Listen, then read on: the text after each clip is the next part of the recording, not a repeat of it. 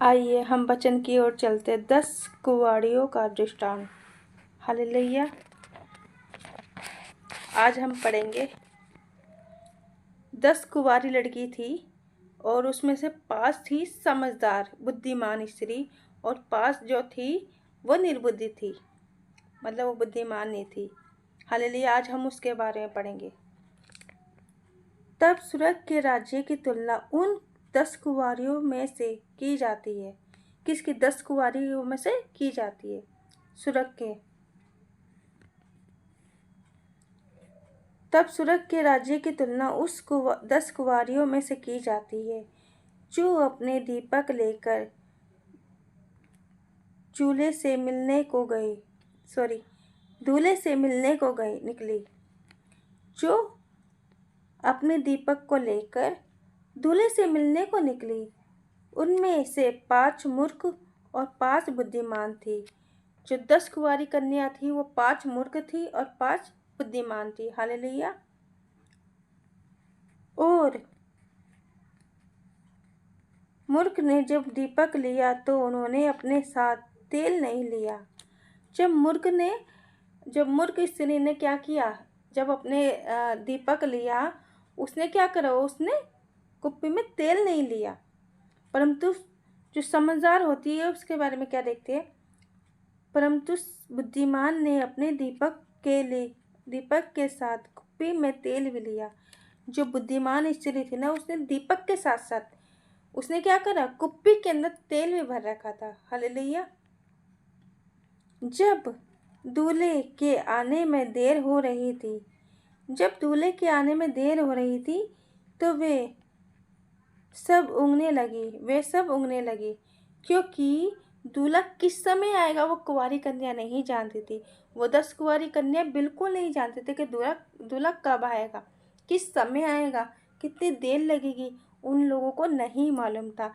लेकिन जो 10 कुंवारी जो कन्या थी, उन्होंने क्या, 10 कुंवारी में से 5 कुंवारी कन्या ने क्या किया? वो अपने साथ तेल को लेके आई, कुप्पी में भर के तेल को लेके आई, क्योंकि उन्हें नहीं पता था यीशु मसीह कब आएंगे, उनका दूल्हा कब आएगा उन्हें लेने के लिए। लेकिन वो लेकर आई अपने साथ, क्योंकि जब वो उनका जो दीपक बुझने लगे तो वो क्या करे? वो तेल डाले ताकि उनका दीपक बुझे नहीं। हालेलुया। लेकिन जो मूर्ख स्त्री थी वो अपना दीपक सिर्फ लेकर आई थी, लेकिन कुप्पी के अंदर तेल नहीं लेकर आई थी। जब कुप्पी के अंदर तेल नहीं लेके आई तो जो दीपक था वो बुझ सकता था। हालेलुया। आगे हम पढ़ते। परंतु बुद्धिमान ने अपने दीपक के साथ कुप्पी में तेल लिया। तब दूल्हे के आने में देर हो रही थी तो वे सब ऊँघने लगी। जो 10 कुंवारी कन्या थी वो सब ऊँघने लगी और सो गई। वो लोग सो गए। परंतु आधी रात को पुकार मची, देखो दूल्हा आ रहा है, देखो दूल्हा आ रहा है। आधी रात को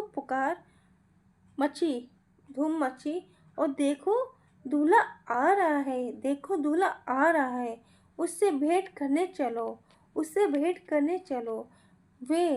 तब वे सब कुंवारी उठी और बैठी और अपना अपना दीपक ठीक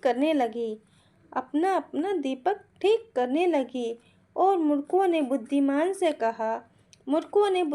से कहा, हमें भी अपने तेल में से कुछ दो। परंतु क्योंकि हमारे दीपक बुझने पड़े। हालेलुया। देखिए क्या बोला। जो मूर्ख कुंवारी लड़कियां थी, उन्होंने क्या बोला बुद्धिमान स्त्री से कि जो बुद्धिमान स्त्री थी, जब दूल्हे का शोर मचा तो बुद्धिमान स्त्री ने क्या करा? वो अपने दीपक को ठीक करने लगी, उसके अंदर और मतलब तेल डालने लगी ताकि दीपक बुझे नहीं। हालेलुया। ताकि उसका दीपक बहुत अच्छे से जल रहा था। लेकिन जो निर्बुद्धि स्त्री थी, जो बुद्धिमान नहीं थी, उन्होंने क्या करा? जो मूर्ख स्त्री थी उन्होंने क्या करा? उनका दीपक बुझने वाला था, लेकिन उन्होंने क्या समझदार स्त्री से कि प्लीज़ आप थोड़ा सा तेल मुझे दे दीजिए। लेकिन जो समझदार स्त्री थी, जो बुद्धिमान थी, उसने क्या बोला? उसने बोला, परंतु बुद्धिमान ने उत्तर दिया, नहीं, ये हमारे लिए और तुम्हारे लिए पूरा ना होगा। ये हमारे लिए और तुम्हारे लिए पूरा नहीं होगा। अच्छा है कि तुम दुकानदारों के पास जाकर अपने लिए मोल ले लो। मतलब बाहर दुकान वालों के पास जाओ और जाके उस तेल के मतलब पैसे दे के तेल ले लो ताकि आपको तेल मिल जाए। हालेलुया। लेकिन बुद्धिमान स्त्री ने अपना तेल नहीं दिया और वो मूर्ख स्त्री, जो 5 स्त्री थी, जो मूर्ख थी, वो क्या करने गई? दुकान पे गई तेल लेने के लिए। हालेलुया। जब वे मोल लेने को चली गई तो दूल्हा आ गया और जो तैयार थी वे उसके साथ विवाह भोज में अंदर चली गई। हालेलुया। अंदर चली गई तब द्वार बंद कर दिया गया। हालेलुया। जो दूल्हा जब आया ना, तो दूल्हे को जो दुल्हन तैयार दिखी ना, जो 5 स्त्री, जो बुद्धिमान स्त्री थी, वो बिल्कुल तैयार, बिल्कुल रेडी दिखी। तो क्या करा उस दूल्हे ने? जो तैयार स्त्री थी, जिसने पूरा श्रृंगार अच्छे से कर रखा था, अच्छे से थी, वो आत्मा से भरी हुई थी, क्या हुआ? उसको दूल्हा अपनी दुल्हन बना के अपने दरबार में ले गया। हालेलुया। अपने दरबार में ले गया। और फिर क्या देखते हैं परमेश्वर का वचन? चली गई तब वह द्वार बंद कर दिया गया। जब वो द्वार मतलब अपने द्वार में ले गया तो वो द्वार बंद हो गए। हालेलुया। तब बाद में वे दूसरी कुंवारी भी आकर कहने लगी, हे स्वामी, हमारे लिए द्वार खोल दे। परंतु उसने उत्तर दिया, मैं तुमसे सच कहता हूँ, मैं तुम्हें नहीं जानता। इसलिए जागते रहो, क्योंकि तुम ना तो उस घड़ी को जानते हो और ना उस घड़ी को। हालेलुया। सच में हम बिल्कुल नहीं जानते कि यीशु मसीह कब आने वाला है।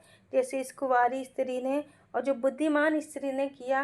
बुद्धिमान स्त्री ने अपने मन में आत्मा को भर रखा था, अपने मन में परमेश्वर की सेवा, स्तुति, आराधना सब कुछ कर रही थी वो। क्योंकि वो पवित्र आत्मा से भरी हुई थी। हालेलुया। तो उसका दीपक क्या था? पवित्र आत्मा था। उसने अब पवित्र आत्मा को पकड़े हुए थी, पवित्र आत्मा से भरी हुई थी, तो वो बिल्कुल रेडी थी, वो तैयार थी। हालेलुया। लेकिन जो मूर्ख स्त्री थी, उन्होंने क्या किया? पकड़ तो रखा था, लेकिन वो बिल्कुल पूरी तरह उसमें नहीं थी, तो वो उन्होंने पवित्र आत्मा को नहीं थामा रखा था। लेकिन जो मूर्ख स्त्री थी, उन्होंने नहीं थामा था, जिसके कारण उनका दिया बुझ चुका था। और जो तैयार थी, प्रभु यीशु मसीह उनको आके लेके चलेगा। अगर हम आत्मा में रहेंगे, परमेश्वर की उपस्थिति में रहेंगे, परमेश्वर की महिमा करेंगे, परमेश्वर का जय जयकार करेंगे, आत्मा से भरपूर होंगे, तो परमेश्वर हम तैयार होंगे और परमेश्वर अपने साथ हमें लेकर जाएगा। अगर हम उस निर्बुद्धि की तरह बनेंगे कि दीपक तो जला लेंगे लेकिन कुप्पे में तेल नहीं रखेंगे, तो हमारा कोई फ़ायदा नहीं है। तो हमें परमेश्वर के राज्य के काम करने, परमेश्वर की महिमा करने और परमेश्वर के राज्य के काम करने।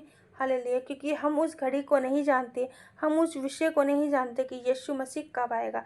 ना स्वर्गदूत जानते, ना प्रभु यीशु मसीह जानते। सिर्फ केवल पिता जानता है कि वो घड़ी कब आएगा, कि यीशु मसीह धरती पे आएंगे हमें लेने के लिए, उस बादलों में आएंगे हमें लेने के लिए, और हम परमेश्वर के साथ जाएंगे। हालेलुया।